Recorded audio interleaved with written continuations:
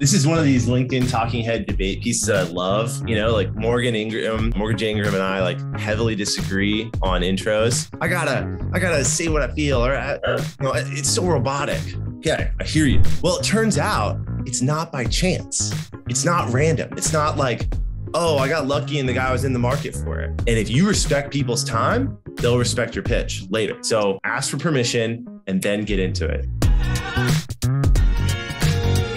Every cold call is just to get that person out of that stage in their prospect lifecycle, which is cold, into aware. And once they're aware, then all of a sudden they're going to be thinking of the business problems that you have if you follow up, right? There's a saying that Ryan Reichert introduced to me: fat stacks in the circle backs, okay? And a lot of my clients, I tell all my clients this because I say, hey guys, you guys run your follow-up list every day, right? And they're like, oh, well, I did it yesterday. Do I do it today? I'm like, do it every day. Follow up with them every day. You have to follow up. The difference between the good sales guy and the above average sales guy is the above average guy follows up, right? Don't get so caught up in chasing new that you forget that every impression you have with someone. And by the way, when you connect with someone on the auto dialer, you know that number goes to that person and they will pick up their phone. That's different, right? Like think about like the idea that if you have 100 names and numbers on a list, the fact of the matter is there's a big portion of them that will never pick up their phone, right? And that goes into list building strategy. We should talk about that in a minute. But let's go back to this idea of a script, right? A lot of people say, I can't use a script. I'm going to sound like a robot. It has to come from the heart. I gotta say what I feel, or it's so robotic. Okay, I hear you. All right, here's my answer to that, right? And I go through this with all of my clients. A script is a handrail. All right. The visual looks like this. You got a door right here. This is our conversation, right? The conversation goes up and down. That's why it's steps. Our script is a handrail. What does that mean? When you're a new SDR, you're getting beeped into conversations. This is hello, right? Boop, boop. Hello. You're getting into the conversation. Your goal is to get to meeting set, right? How do I get there? Well, it turns out it's not by chance. It's not random. It's not like, oh, I got lucky and the guy was in the market for it. There's a way to lead the conversation, right? And this is one of the basic tenets that makes sales conversations different than any other conversations you have in your life, right? That's why I think opinionated people make great salespeople. Because if you don't have the opinion that your product changes the way that these people are going to do their work, live their life, get things done, make money, whatever it is, then you're not going to have good conversations. So the script's a handrail. So when you're a kid, meaning you just started cold calling and you have to get up the steps, what does every kid do when they get on steps and they're going up? They hold on to the handrail, and the script's going to take you there. It's designed. I design scripts as a path through conversations that lead to predictable outcomes. It's not mistake. It's not chance. It's not, I know my universe. We understand all the things they could possibly say, right? And when you know everything that they could possibly say, you can craft an actual path for someone to go through a conversation. You're asking them the same questions. They're going to give you a either binary answer or an open-ended answer, and you know where to take it from there because you're calling about a certain topic and you're calling a certain person. Once again, it's not random. So just like kids always grab the handrail when they go up, adults sometimes don't, right? Like when you get really good at it, like when you go to your friend's house, you've been there 20 times, those big steps that you used to go up when you guys were, 10 years old, now you're 14, you kind of skip 2 steps and you jump. But what ends up happening is you get to the same outcome.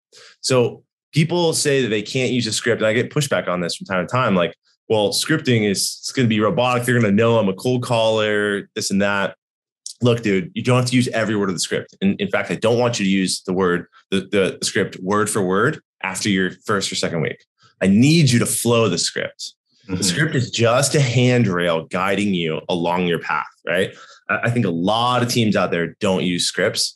If they do use a script, it might be like from marketing, and don't let a marketing person write a sales script, like a call script, right? It's not marketing schlicks. It's not a pitch.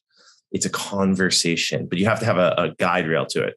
So Scripting and following up is like basic stuff, but geez, people don't do it. Yeah. I think it's so funny when people fight back on scripts because everyone uses a script. Everyone uses a script. Just whether or not it's written down and if it works. If you are saying something, that is your script. That is your script. That's what you're saying is the delivery of your script. Just most people change their script on every call, or they don't track it, or they don't have an intention behind it. They don't have the best practices you talk about, right? So touch on that real quick. If you think about a script, what are some of the best practices, right? Maybe there's two best practices I'd love for you to touch on. The intro and the asking for the meeting. Because if you don't nail the intro, you don't get to go up the steps, right? You don't get to have the conversation. But also at the end, a shockingly high amount of reps never actually ask for the meeting. They hope the prospect will say, yeah, okay, so what do we do now? Or can we set something up? So let's talk about the intro first, right? Like, how do you earn the right to keep the conversation going? Let's talk maybe best practices on like how to actually ask for the meeting. Absolutely. And this is one of these LinkedIn talking head debate pieces that I love. Like Morgan J. Ingram and I like heavily disagree on intros. And I'm going to be on his Muffins with Morgan podcast talking about that pretty soon here. Because I'm a huge fan of clearly stating who you are and asking them how they're doing today. Right. And that's controversial. There's people that are screaming at their phone right now saying, dude, that's stupid, Kevin. Don't ask them how they're doing. There's 100 ways to do it. The reason I do it this way is I know that it works using the systems, right? So the other thing that I have to touch on here is the way that I teach cold calling is using technology, my list building methodology, then my script. It all is connected. It's not by chance. It's not, use whatever here and then like throw a list in the dialer and then I'll use this script.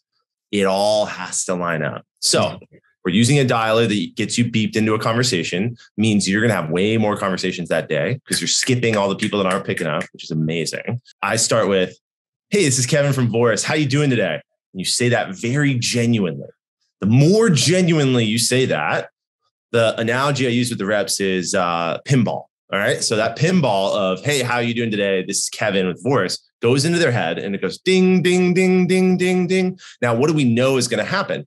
It's not going to hit green anywhere. It's not going to be like, I know Kevin, I know Voris, I'm doing great today. That's not what's going to happen. And I love that because it's a predictable outcome. So what comes after that 99% of the time is, I'm okay. Who is this? Or they just skip to, where'd you say you're calling from? Or, I'm all right. What would you say your name was again? Which I love. What do they? So they go ding, ding, ding, ding, out the other end, and the pinball comes back out and says, "Who are you?" And then you restate who you are. Yeah, it's Kevin with Voris.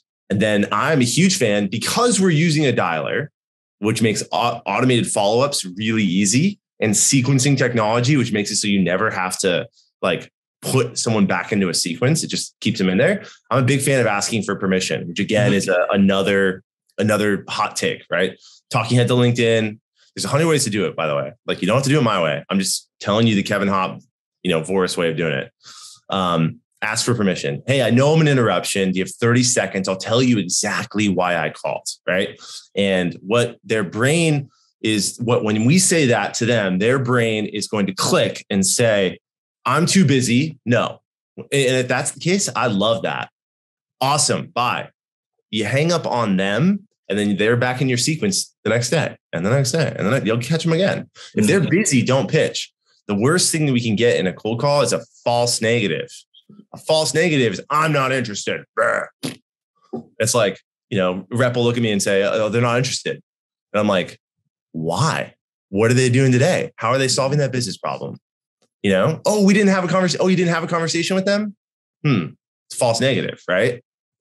So anyways, their brain is hungry for that information. Yes. Like the two things that every single person on every call ever wants to know: who are you and why are you calling me? Who are you and why are you calling me? So you have to give that to them right away. But then I'm a fan of acknowledging the interruption. And by the way, this asking for permission thing became much bigger deal during COVID because you hear the dogs barking in the background. You hear the kids screaming. You hear something going on. And if you respect people's time, they'll respect your pitch later, right? So ask for permission and then get into it.